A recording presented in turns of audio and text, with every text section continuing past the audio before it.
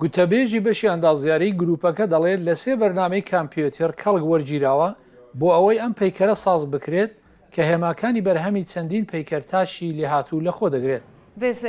ئەمە پەیکەرێکی ڕاستەقینەیە کە لەلایەن 5 پەیکەرتاشی جیاوازەوە دروست کراوە کە هەرگیز نەیان دەتوانی لە ژیانی ڕاستەقینەدا پێکەوە بن و هاوکاری یەکتر بن. ئەو پێکەرە پۆڵایە کە هاوبەشیکردنی داهێنان و هونەرە هەم جەستەی مێ و هەم هینێرینە نیشان دەدات، واتە نیوەی خوارەوەی بە بەشێک لە مادەدا پۆشراوە و بەدەستێکی گۆی زەوی پێەیە کە لە مادەی برۆنز واتە مس ساز کراوە.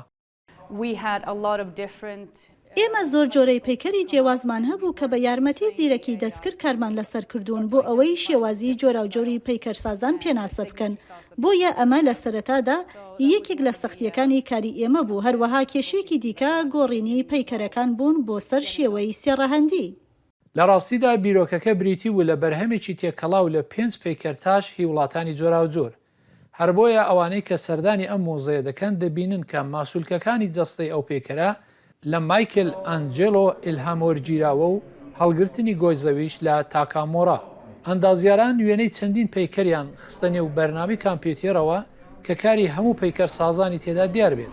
کەوابوو پرسیار لێرەدا ئەوەیە داخوا ئەمە کارێکی هونەریە یان لێهاتووی تێکنۆلۆژیە.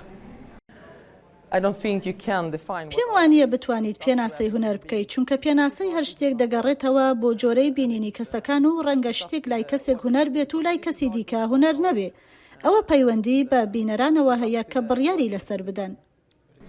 ئەم پەیکەرە کە لە مۆزەخانەی نیشتمانی زانست و تەکنۆلۆژیای ستۆکهۆڵم نمایشکراوە قەبارەکەی 150 سانتیمتر و کێشیشی 500 کیلۆگرامە.